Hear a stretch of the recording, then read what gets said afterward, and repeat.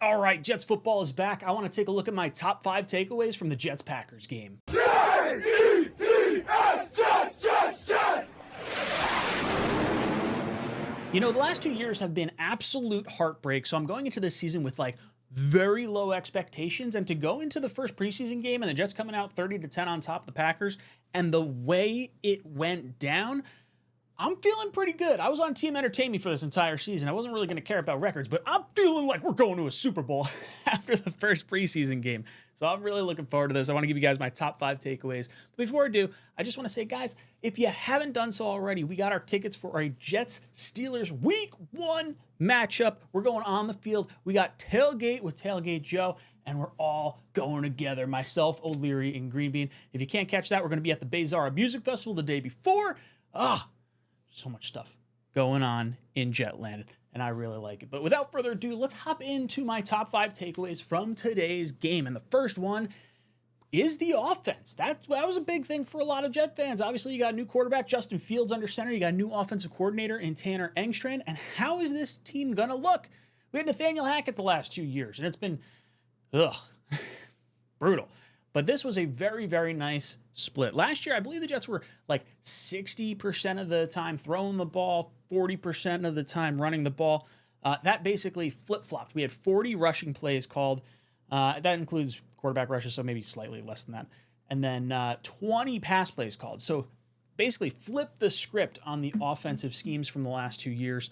I really like this. Justin Fields taking his time getting down the field. He took his shots when he ran. He checked the ball down. He didn't make any crazy errant throws. There was one, wide right to Garrett, but not a bad read at all.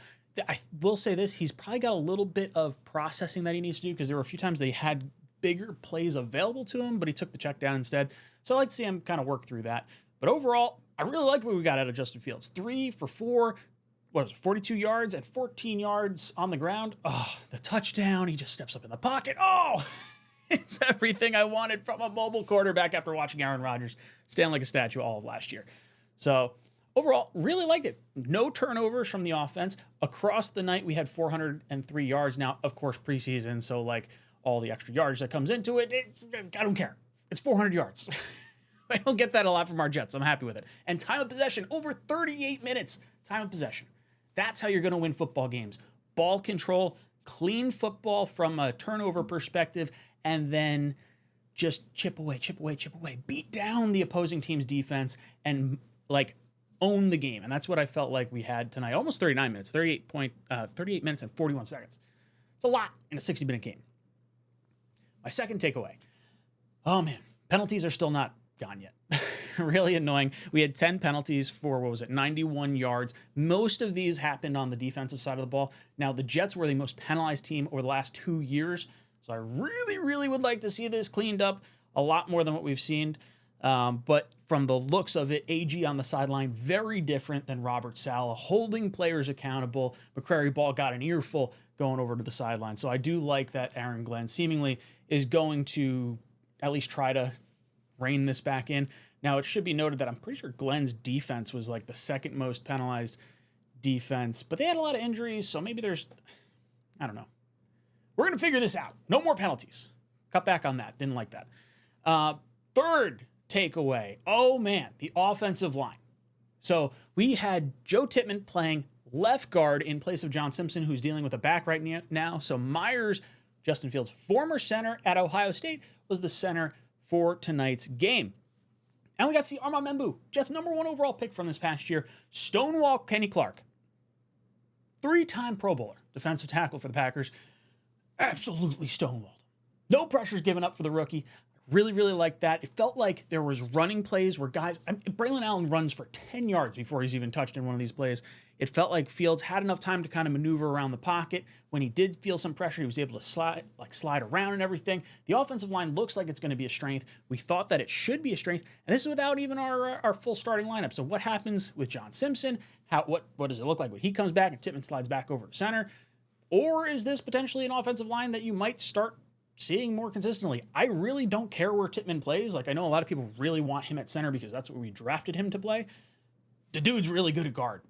like really, really good at guard. So I don't care. As long as you give me the top 5 offensive linemen on the field at the same time and you get performances similar to this, I'm on board. I really like where this offensive line is comparatively to where we've been like the last, like, feels like 5 years we've been struggling trying to put this line together. And I think we finally have figured it out.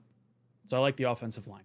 Number 4, the defensive line. Now, from a yards per carry perspective, I think the Packers are still over 5 yards a carry or something. So running defense will figure it all kind of out. But at least from a defensive tackles perspective, 𝐿𝐿𝐄𝐄 looks like he's the reincarnation of Aaron Donald. I'm watching this dude, and like every play he's in on, obviously the first play of the game, he hops off sides, and I'm like, oh, this is how everything's going to go down. This is jet football all the way back again. But no, he actually turns it on. He gets a defensive touchdown. There's a sack in there. It's like, this dude looked really good. So having him next to Quinnen Williams might be a nice little thing to keep an eye on. This unit had 4 sacks and 4 quarterback hits over the course of the night. So really like that out of the defensive line. Hopefully when Jermaine Johnson gets back, we get to see a little bit more of that. From a pass rushing perspective, there was one, now it didn't show up on the stat sheet because Will McDonald didn't, I don't even think it registered as pressure, if I'm not mistaken. But Will McDonald had a nice spin move that forced Love out of the pocket. He ran up to like the right-hand side and wound up taking, I think it was taking a sack or breaking up the play or whatever it was. And it was all because Will McDonald flushed Love out of the pocket. Actually, I think that was 𝐿𝐿𝐄𝐄 sack, if I'm not mistaken. But either way, really liked what we got out of the defensive line. When JJ comes back, I don't think we're going to see him in the preseason. I think they're going to wait to debut him until the regular season. But I really do like the starters across the board for the offensive and defensive lines right now. We'll kind of see how this depth plays out over the next few weeks. And then 5, I'm talking Sauce Gardner. The first drive, I think he was in for 2 drives, if I'm not mistaken. They tried him immediately. He had 2 passes defensed and a tackle on the first drive. And then I was like, this dude gets $130 million contracts, and he's like balling out in preseason. Like, he's not taking his foot off the gas. Like, no, this dude's like actually playing really hard. You got to win every snap. It's the competitiveness that you see in training camp that Aaron Glenn tries to promote throughout practices, that Garrett Wilson has talked about. This is some of the fruits of that labor. Guys that are trying, all the time. Which I guess you want to see that all the time. Anyway, but Sauce looks like he's in full form. He's back. And, of course, he had the 1 penalty, which I can live with. It's going to happen. You're going to get penalized occasionally. But I really liked what we got out of week 1 of the preseason. I'm looking forward to the next 2 games. I want to see, a little bit more growth. I want to see where this running back room looks like, because Breece Hall wound up, I think he only had 3 rushes. 3 rushes for 9 yards, so he didn't get a whole lot of work in there. But, Braylon Allen looks good. Isaiah Davis had this awesome, fake out during the Fields touchdown where he pretends to catch the ball and all of a sudden the defender's running with him, so it clears out the way for him. It was so awesome. It was really cool. 𝐿𝐿𝐄𝐄 gives the game ball to Aaron Glenn after the defensive touchdown.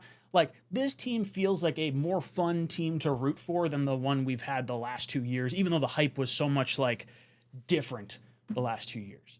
So guys, I'm really excited for this. Let me know your top 5 takeaways down below in the comment section. What were your favorite parts of the game? What do you want to see more of in the weeks to come? Let me know in the comment section down below. And as always, go Jets.